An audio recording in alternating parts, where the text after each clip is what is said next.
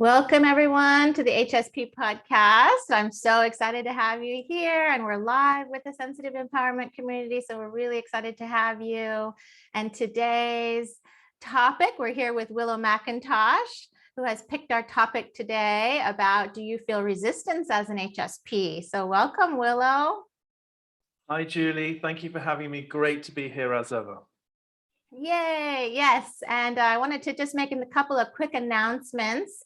Willow and I are currently brainstorming some, we're going to be offering some business coaching for those of you that would be interested in that. We're only going to have 8 spots. If this is something you're really interested in, please contact us. You can contact either of our websites. I'm sensitiveconnection.com or juliebjellen.com. And Willow, your website is? isensoryintelligence.com.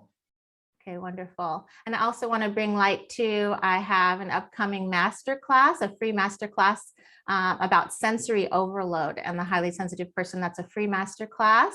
Love to have you join. We're going to talk about this really important subject of sensory overload and how that's one of our biggest challenges. So you can go to hspmasterclasses.com to learn more about that and to register for free. So I just wanted to say those quick announcements. And Willow, take it away. Let's talk about this important subject. Right. Thank you so much. Thank you so much. Okay. So what I'd like to begin with this important area is, for all you wonderful people listening right now, is to recognize that sometimes it's actually quite tricky for us to realize just how much we can sometimes be in resistance with ourselves as HSPs until we become aware of it. And then it can be a big breakthrough for us. So what do I mean by this being in resistance? Well, one of the shifts that I had during my experience and my experience of my personal development was this recognition. And it was an awareness that as a result of my childhood and my upbringing and my path through life, I had developed a habit where I was experiencing what was like an inner tension, and that was showing up as me continuously second guessing everything I was saying, thinking, doing. And the actual reality of it was that I was in resistance to the truth of myself. I wasn't being truthful about how I was really feeling. I wasn't honoring myself. And the effect of that, as I say, was this resistance, which was draining. I wasn't being myself, wasn't able to do the work that I was here to do. And so this is an invitation to check in with yourself. It may not be showing up in the way that I've just described. It might not be quite as severe as the way I was experiencing it. But it is really important for us to recognize that there is an opportunity to be open, much more loving with ourselves, and just to be aware that we don't need to be in this resistance. Well, this is really interesting, Willow. How have you seen this show up with HSPs? So the way that I see it show up with HSPs is it's a tendency to be in some kind of battle with ourselves internally. So it's where we are in a place of a self-critical relationship with ourselves, where we're not honoring how we're feeling, perhaps as a result of wanting to protect ourselves in earlier stages of our lives, and a fear of really being seen, essentially, for who we are. So in other words, the projection that we put out there into the world is not necessarily how we're really feeling and align with who we really are. And in order for us to create and project a false version of ourselves means that we must be in resistance to who we really are. Yeah, I see that a lot too. I feel like I had that experience too. It took a long time for me to kind of step into my authentic self and to really share who I was. And I think there are a lot of people, there's a lot of layers to this, isn't there? There's the layers of the messages that we've received about sensitivity from society, from our families, the invalidation of our real experiences, our real emotions. And I love what you said, that I definitely see a lot of us are very self-critical. That's a huge one. It is always so fascinating to me that we're so compassionate towards others, but so self-critical towards ourselves. And it's interesting because if you are self-critical, you actually are activating some of that fight flight part of the brain. And you're literally releasing stress hormones and activating the whole alarm bell system just from being self-critical. So this is huge. And you said not honoring what we are really feeling, fear of being seen. I think that is so, I see that a lot. That's definitely how I felt. And it's so sad to think about that, because I think about how many years I hid myself too, that it's hard to be vulnerable. It's hard to share yourself in the world. It's hard to be criticized by others, to receive judgment, to have your own self-judgment. I always say it's kind of like if you had have a bucket full of self-judgment yourself, and somebody puts that drop into it, now it's like, you know, you really fall apart. But if you can do your own self-work to work on self-acceptance, then it's like you can create tools around how you receive other people's judgments and how you don't absorb them in the same way, right? Yes, absolutely. That's such an important point. Absolutely. Yes, if we are constantly in this negative self-view and this place of self-judgment, you're absolutely right. Then when others feel that in us, or perhaps when others just don't respond to us in the way that we're hoping, then it can push us over the edge. You know, we can be in this constant place of feeling like we're on guard, you know, this constant sort of sense of having to defend ourselves. You know, who's saying this about me? What does that mean? You know, what happens if I said that? Oh my God, you know, should I have said this? Should I have said that? You know, we're using our processing ability within on ourselves, you know, because we process so deeply, and it's incredibly painful experience for us to do that. So one of the things that, you know, one of the effects that this can have is we can really get in the way of our own fulfillment, success, and development, because if we are essentially not wanting to be seen, then there's going to be a part of us that tends to sabotage what we're trying to do. You know what I mean?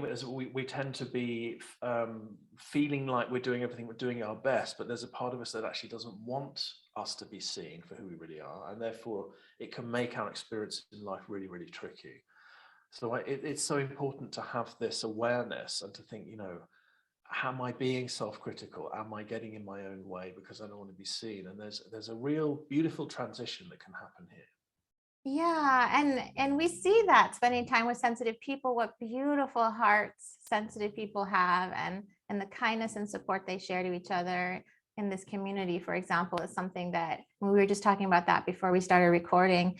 And it's like I think this is such an important topic to be talking about, that we can start to support and help people really feel safe to be themselves. And I think that a lot of that starts with our own personal development work. Because I think about when I was in that space before I did my personal work and self-acceptance journey, because I did not feel like I had self-acceptance, that's for sure. I used to think that there was something wrong with me, that I couldn't connect to people. I felt like I always felt this little bit of a guard up. And, you know, I was so sensitive as a kid and so not supported in those sensitivities. And, you know, in situations in my family upbringing that didn't feel safe. And so there was that feeling of, I got to protect myself by keeping myself closed, you know, on the other side of this wall. And so I thought, oh, I can't connect to people. There's something wrong with me. And I walked around and it was really lonely too, when you're not really revealing yourself, and because you have to be vulnerable to truly connect with other people. And it's really lonely not to connect with other people, to be on the other side of that wall. And I believe that there is, especially for those of us that identify at the highest level of sensitivity, that I believe we can practice putting down the wall for particular people, but not for everybody. And we'll talk probably more about that too, but I do believe we have the ability to put that wall up and down, and that can be actually an important piece of your journey as a really highly sensitive person, right? Yes, absolutely. Oh my gosh, I was just nodding like a madman then, but just agreeing with everything you were saying right there. Yes, absolutely. It's the connection piece that we're longing for, but we're so frightened. I mean, if I speak for myself, when I experienced this in my own journey of personal development, it was that feeling of really wanting to connect and wanting to show who I am, but then that fear that if I put myself out there and I am being who I am, it's just going to get cut off or affected as it used to when I was younger. So it's this awareness that this is what the invitation that I hope is going to be there for as you guys are listening to this, is that we don't need to do that anymore as adults. It's actually recognizing that we have the ability to discern, exactly as you're saying, Julie, of people that we are safe to connect with. We can intuitively feel that we can connect with the right people. And also we can intuitively feel thinking, yeah, I don't think I really need to connect fully with this person for whatever reason. We can honor that and the wall can come up or down appropriately. But it's recognizing that we have the choice and the conscious awareness to do that. So it's not running the show for us. In other words, we're constantly disconnected and we just don't know why. And that's one of the key areas of resistance, is that the sense of being alone and we just can't figure out why. Yeah, I mean, it makes sense if we grew up in an environment where we didn't feel accepted for who we were. We got told, what's wrong with you? Why are you so sensitive? Why are you reacting that way? I mean, if we got those kind of messages as a child and we didn't get that kind of support that we needed, of course we feel these ways. And that's also going to impact everything that we do. It impacts our connections to people, our relationships. Pretty hard to be in successful relationships if we can't put that wall down and truly connect. And so practicing that, I often think practicing that with another highly sensitive person that you connect to is a good place to start, which is why I think that sensitive people need to spend time together. Because, we talk about that even in this community, that people show up in this community and it's like, they're like, wow, this is really different than, most places. It's like we dive down into subjects quite deeply, into conversations, and we feel the support with each other. There's a kindness and a support between us as sensitive people. And I think that helps us put that wall down a little bit and to practice that. And, I've shared in other episodes that when I started to try to put my wall down, I literally was physically shaking. It was so terrifying to me to really reveal myself, my true self, to anyone, because I felt like I got to hide how sensitive I am. I have to hide my reaction to this. I have to hide myself in some way. And Willow, if we had both stayed in that place, we would not be doing what we're doing now. And I think both of us see that, like in the HSPs in business group in our community, I see such potential. And we have to, I see HSPs have so much to give, so much to offer. And I know that if we could get them into a place that really believes in themselves and starts to have that self-acceptance, and that they can then shine their light in the world. And there's so much light to share. And I think sensitive people have so much to share. And it's such an important piece of that to practice working on that self-love, self-compassion, self-acceptance. Yeah, absolutely. Absolutely. Well said. It's definitely the practice. It's giving ourselves the opportunity to realize for ourselves that we are now safe as adults. We might get the feelings that come up that we used to get when we were younger, but it's recognizing for ourselves that we can begin to let that wall come down, especially with people that we love and trust. Other HSPs is such a good way for us to practice this. And gradually what happens is we start to realize for ourselves that the false beliefs that we're running are no longer true about ourselves, about the world around us. This doesn't mean that we walk around like an open book and just think, oh, I'm just going to go for it and see what happens. This is about taking it gently, and it's being kind and loving with ourselves, but it is also taking that little leap of faith and trusting that we will be held if we're in the right circumstances. And now these days, I really love to play with that. Like I really like to kind of show who I am in a silly way, perhaps when I'm in the supermarket buying some bread or whatever it is, or have chatting to the staff in the supermarket, and just you know, and because I obviously have relationships, because I'm close to the people in the village here, you know, sometimes people will say, wow, you really think about things very deeply. I'm like, yeah, I really do. Yes. And I really like that reflection now. And I enjoy the kind of interactions that come, and, you know, and how people experience the real me. And obviously, you know, it's not for everyone. It's people that I feel safe with and people that I can trust. But it is getting that experience that we are safe now as adults. We can look after ourselves. And if something goes wrong, if someone says the wrong thing, or I feel like someone joins the conversation that I think, well, I'm not sure quite where you're at energetically, then, you know, we adjust accordingly. And over time, we get used to that. And we start to recognize that this place of resistance can be, we can drop that. That's so beautiful. It's such an interesting thing to talk about, and how, you know, to work on creating that layer of safety within ourselves. And, you know, that's why we talk so much about tools, because I feel like having tools in our pocket helps us do that. And I developed something. We also talk about this in the community a lot, about our inner child work. And for me, that really was a way to work on my own connection to myself. Like, even to this day, what I do is, if I feel a little something, like a little sting of criticism, or I feel something happen that where I notice that I'm starting to feel vulnerable in an uncomfortable way, I now have this practice where I check in with love with my inner child. And that is not something I used to do. My conversation to my inner child used to be, what is wrong with you? I can't believe you're acting like this. Like, why are you so sensitive? And guess how I experienced the situation just got worse, because I was talking to myself like that. And I really disliked this sensitive inner child inside of me for a big number of years. And to work on developing that connection to her. And now I actually will put my hand on my heart and I check in. Okay, how you doing in there? You know, like, I know something's impacting you right now. It's okay. We're gonna talk about it. We're gonna understand it. And I'm very loving now to her. And it is so fascinating to me, because the experience physiologically even is completely the opposite. So when I was self-critical, I could start to feel my heart race. I went into fight flight. I've actually had a lot of HSPs tell me that too, that they didn't think they were sensitive because they were so reactive. They had a temper, they were impatient. You know, the reaction of the emotional brain taking over and the cognitive brain going to sleep would happen. And that happened to me too.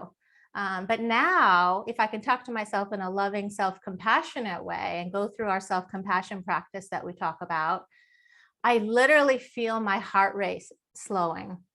And it is an instant physiological difference in my response now. And it is amazing. Like, I can go through and calm myself really quickly now, whereas before it would possibly knock me down for a long time. So it's a huge difference when you do this kind of work. Wow, I love that. That's amazing. What an incredible gift for yourself, and recognition of the importance of your inner child and her needs, and this relationship that you have with her. That's just beautiful and amazing. I would love to ask you, when you're having this interaction with your inner child, does it feel like, because I know part of your practice, which I absolutely love, and I also use myself, about asking ourselves what our needs are, and how perhaps, you know, what's been addressed and what hasn't been addressed. Do you find that when you're having that conversation with your inner child, that she presents a need to you perhaps that hasn't been met, and it helps you to understand how you can meet that need for yourself or for her in some way? Is there like a process that you use in that? You know, for me, I notice a lot in, it's almost like a physical response too, where I can almost, it's so interesting, because I've been actually exploring this a lot over the years to try to understand myself more, and my reactions, even my childhood reactions. Like, my childhood reactions would be, somebody's, you know, going to hurt me in some way, I need to run. So, or I need to, you know, I would have the fight flight activated, and usually the flight would happen unless I'm cornered and unable to get away. Then the fight would happen in terms of reaction. So I would still feel that feeling of like that sting of something happening. And then I feel that inner child's like, I got to get out of here. That's it. Okay, let's flee. And that person now is like cut off. Like, that's it. Right. And if I constantly did that in the world, it's going to be a problem. And it was a problem for a long time. But now I notice that little flee feeling. And I'm like, okay, I recognize that feeling because I've paid a lot of attention to it. And I've done a lot of personal work on this. And I really recommend that HSPs work with HSP practitioners. And we have a directory for you. So hopefully you know about that to find one. Because when you have support, especially from childhood stuff that can be really difficult and powerful to deal with on your own, to have that kind of support where somebody goes down and supports you through that can really help. So it was definitely a process of getting to know that flee or that fight feeling inside of me and like, okay, let's pause for a moment. Let's check in, what's happening, but in a really loving way. And that was something I had to develop. Did that even answer your question, Willow? Even better, actually. It was even better. Yeah, no, that I really understand that. So actually, if I understand correctly, it's around recognizing that was a feeling that used to protect you, or a response that used to protect you as a child that's not necessarily now needed as an adult. But it's recognizing that your inner child still has those fears sometimes, as we all do. I absolutely get similar feelings like that sometimes. So in that kind of inner process inside, it's just sending some love to the child and saying, you're safe, it's okay. I completely understand that you're feeling like this, and that reaction I completely understand, but actually there's nothing to worry about, you're okay.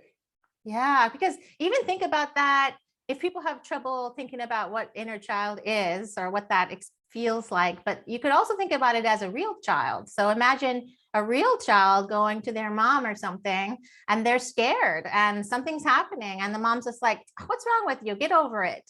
And that kid is now feeling worse and unsupported.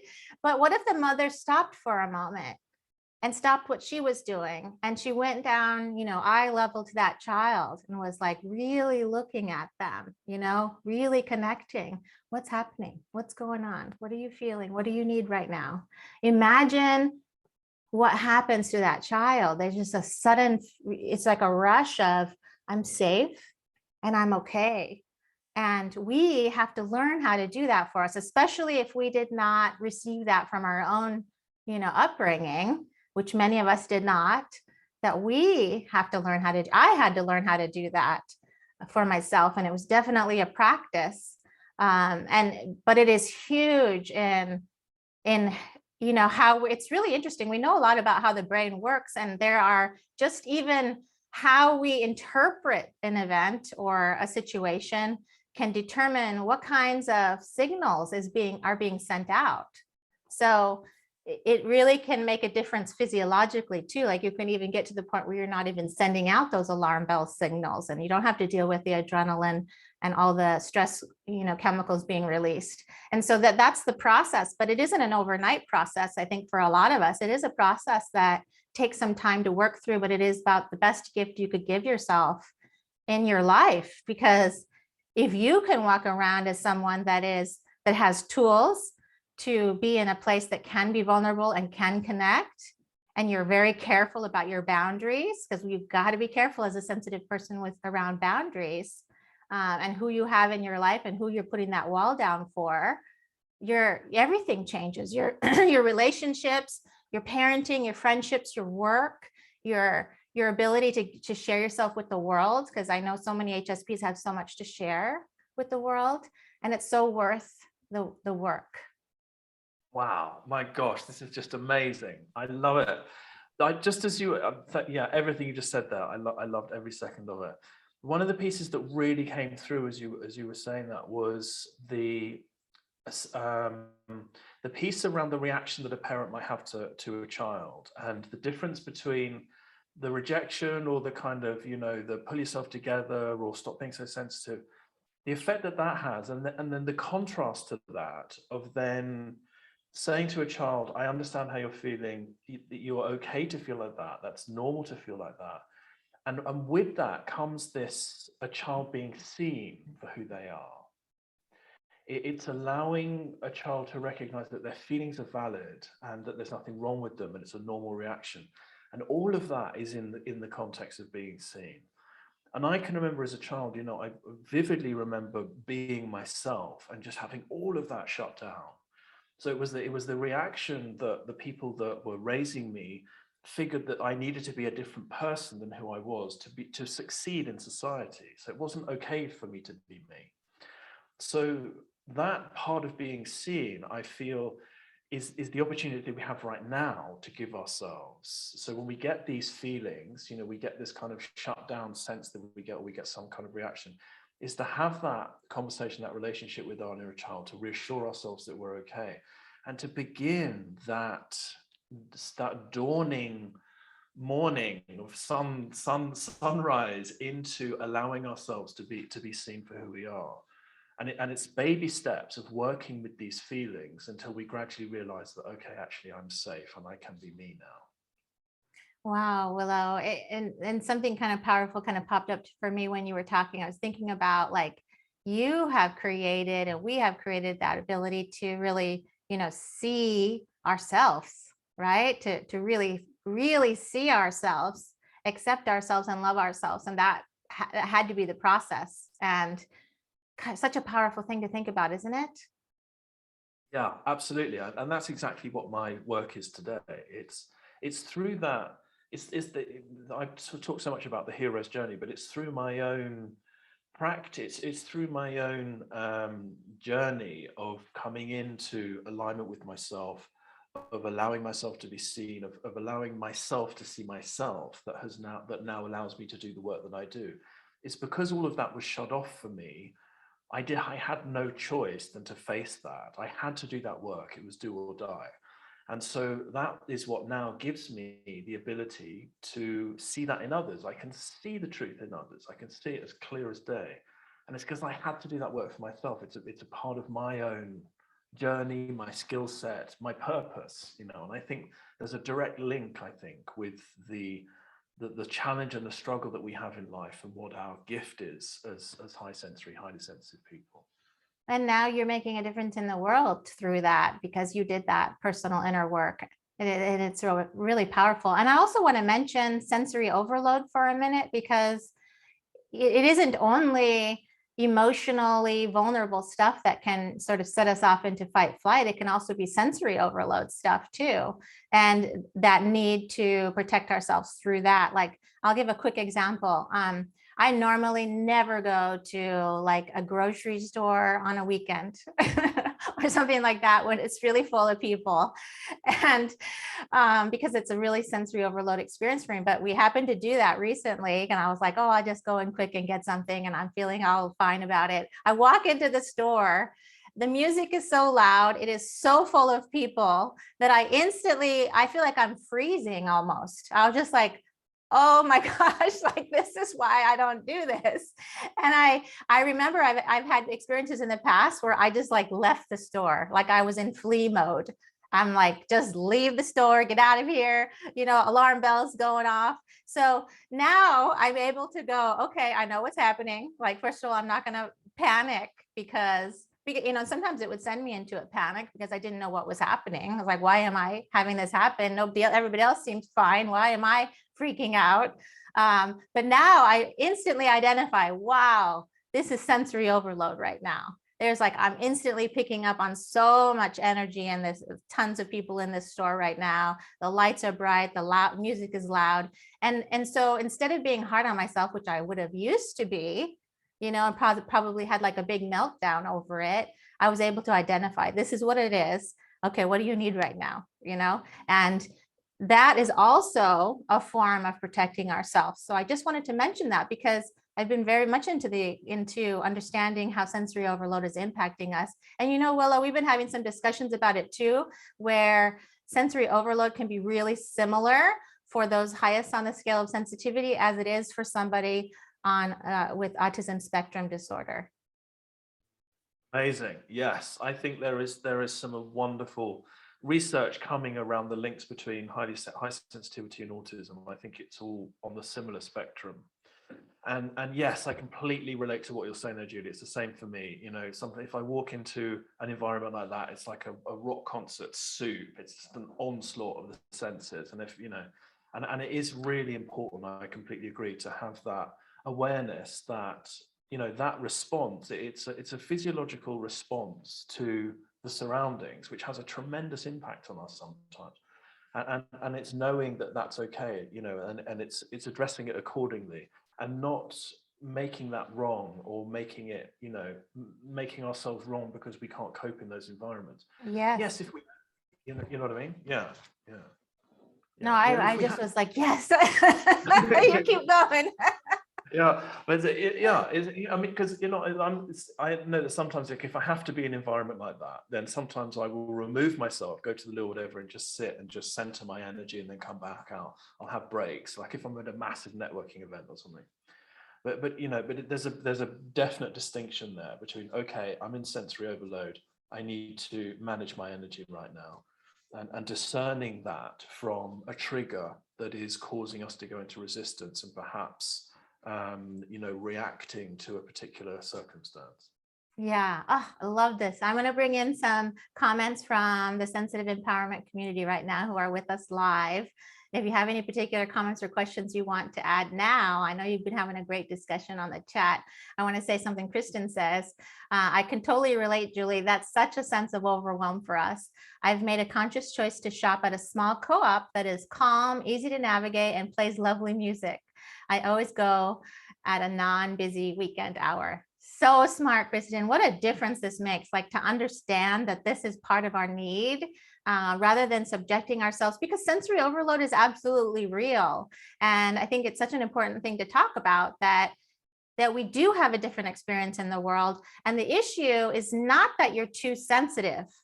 The issue is that the world is not set up for these levels of sensitivity. I really think that's an important distinction, that there is not something wrong with you.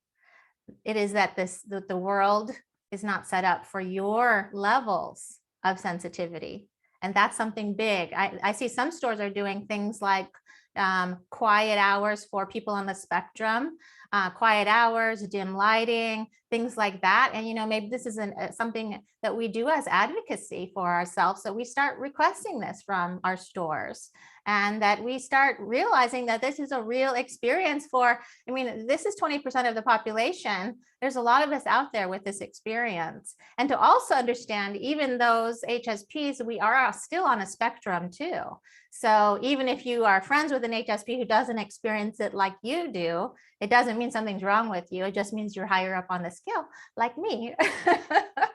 So that's part of it. Let's see, we got anything you wanted to say about that, Willow, before I went on to a question? I just think that's really lovely. I'd love to be able to, you know, just the supermarkets and kind of shops and shopping malls to understand, you know, that, like, sometimes I'm just not going to want to engage, or if I'm having a particularly bad day, I might flee, but don't take it personally. You know? Yeah, I mean, I have something funny with my friends where, you know, they know that it's like 2 hours is my limit of visiting. And it's like, okay, Julie must have hit that 2-hour mark. It's time to go. And, you know, that's my experience. I just sitting and talking with somebody for 2 hours is about my limit.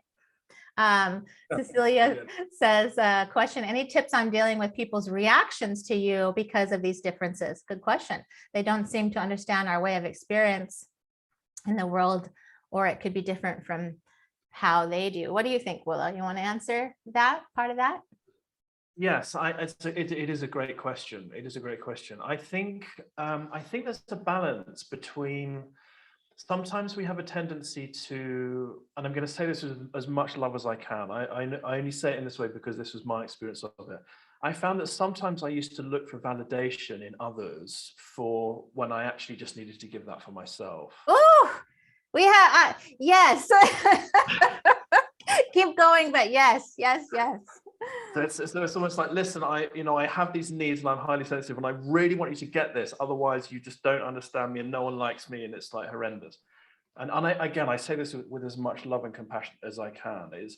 And this is not to say that we're doing this all the time. It's just sometimes it's helpful to be aware that there are helpful circumstances of when it's appropriate to help non-high sensory, non-highly sensitive people to understand our needs. So perhaps we're in work scenarios, we're in people that we're seeing every day on a regular basis, family members, then yes, it's important to help people to understand that we have particular needs. We experience the world very deeply. It's who we are. It gives us a lot of advantages, but we need some particular things in place to help us. So then we can choose to have that conversation with people that we know need to know because we're seeing them all the time. But then if we're meeting someone that we're never going to see them again, or they don't really need to know that we're highly sensitive, then there's no real need to have to explain or share or even talk about it.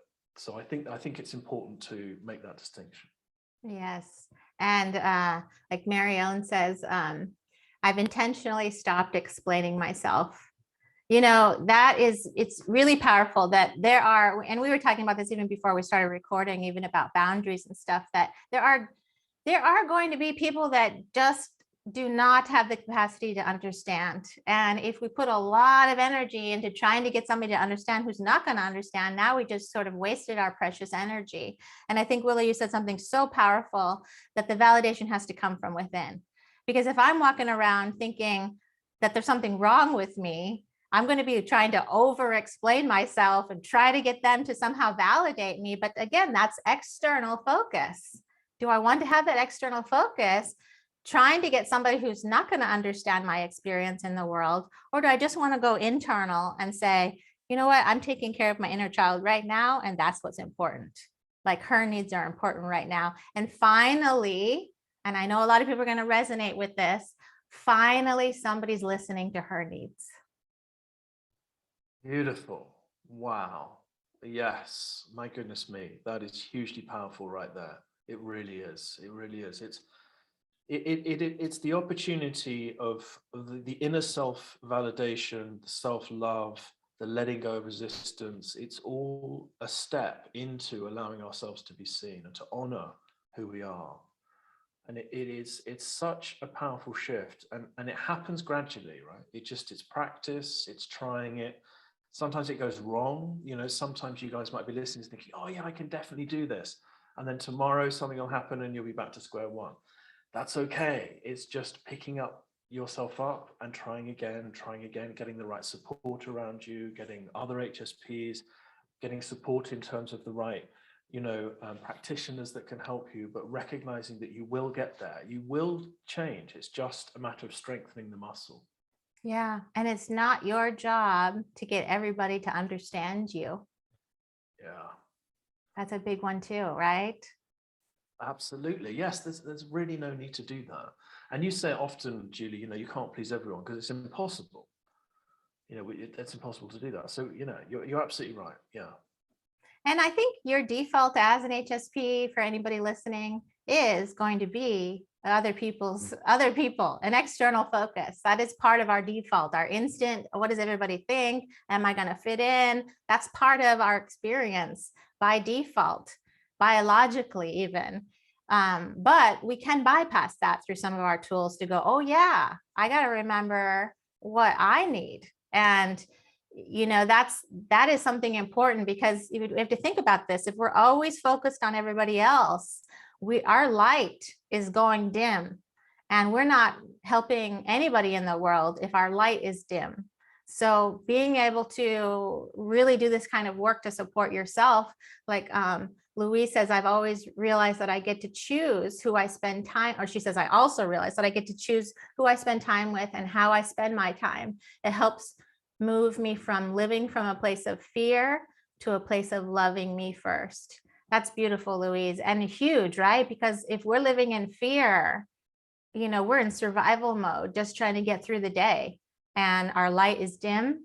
And if we are really able to work on that sense of self-love and connecting to ourselves and our internal world and supporting those kinds of needs. And I hope that, I hope you guys have listened to a bunch of these podcast episodes, and I've heard that many people have listened to them from the first one all the way through, and that they felt really their life transformed. And part of that is because we're talking about this stuff, Willow. Like, we're talking about the real experience of being sensitive, the real experience of how we grew up with you know, that all the challenges that we had and the real work that we did to get to this place where, you know, we can be vulnerable and share ourselves in the world.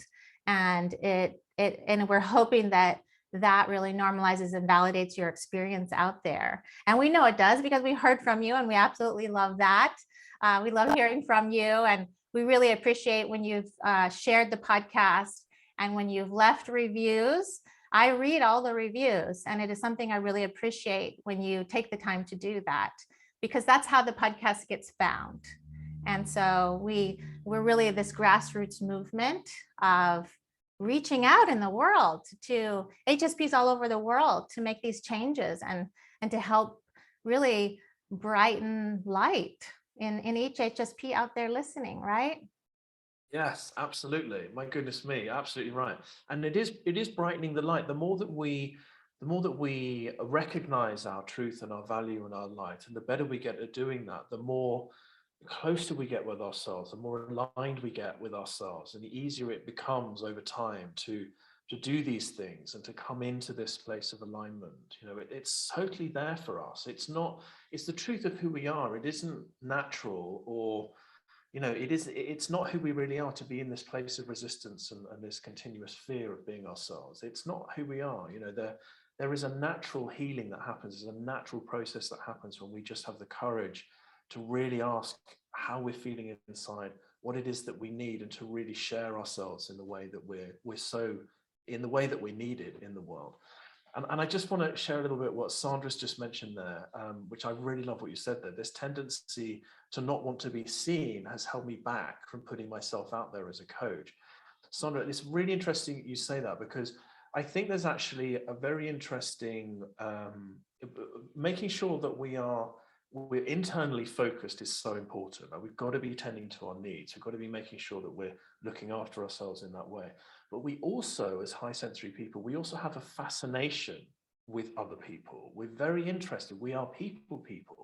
We're very interested in what makes people tick, you know, what upsets people. We're fascinated. We make amazing coaches and facilitators. Most of us are amazing healers, coaches, or facilitators in some way. And I think it's recognizing that when we do have that fascination with other people outside of us, there's something there, there's a calling there. It might be because we want to help serve people in a particular way. We want to bring our skills out into the world because of this fascination that we have with people. So it's important to maintain that sense of stability and grounding in ourselves, but to recognize that we are here to help others in some way as well. Beautiful, Willow. What a beautiful subject too. Maury says, Julie and Willow, you are so inspiring, and a message to those listening audience. Thanks for your inspiring shares too. Yeah, I love that. There's so many great shares, and we're going to post this chat in our sensitive empowerment community too. Willow, is there anything else you'd like to share as we say goodbye on this subject? Well, chapters and verses, but for another time, of course. Yes, I have so enjoyed today, and thank you everyone for all your wonderful input and your amazing support on the podcast. It really is so important for everyone else that really needs to hear these wonderful messages that we are all sharing. So thank you so much for your input, everyone. Oh, that's beautiful. I love what Luann says. I've been so much more stable and less reactive since joining this group. The podcasts are wonderful. I love it. Oh, I love you guys. And thank you, Sensitive Empowerment Community, for being here with us live. And we'll continue this conversation. And if you are listening on the podcast and you're not a member, we really invite you to come join the Sensitive Empowerment Community. It's a pretty magical, special place full of sensitive hearts who are all working towards growth and empowerment, and the support that you receive being here and the connections. And we started doing a meet and greet group where we can spend time together socially also. So Gracie's going to be doing that. And did her first one, and it was really it was wonderful to spend time. People can spend time connecting even more and getting to know each other even more outside of events as well. So it's a beautiful thing. Love that. What a wonderful idea. That's fantastic. That's a Yeah. great way for us to practice being seen among other heart-centered HSPs. Very true, because you have that opportunity to put that wall down a little bit with another sensitive heart, and that is a beautiful thing. Or show up in fancy dress as well. You know, that's always an option too. What's that? Or to show up in fancy dress and be in disguise. You know, why not? Take it super slowly. You know. Oh, that's so cute. Yeah. Yeah, we just love for you to come join us. So please come check out the podcast. You can go to hsppodcast.com and see the bios of me and Willow and connect directly to our work there as well. Please share the podcast. Please review the podcast. Please join our grassroots movement of really helping sensitive people in the world really shine brightly. We need you in the world. We love that you're in the world. And thank you, everybody, for being here with us. Take good care, and we'll see you in the community. Bye, everybody. See you soon. Bye-bye.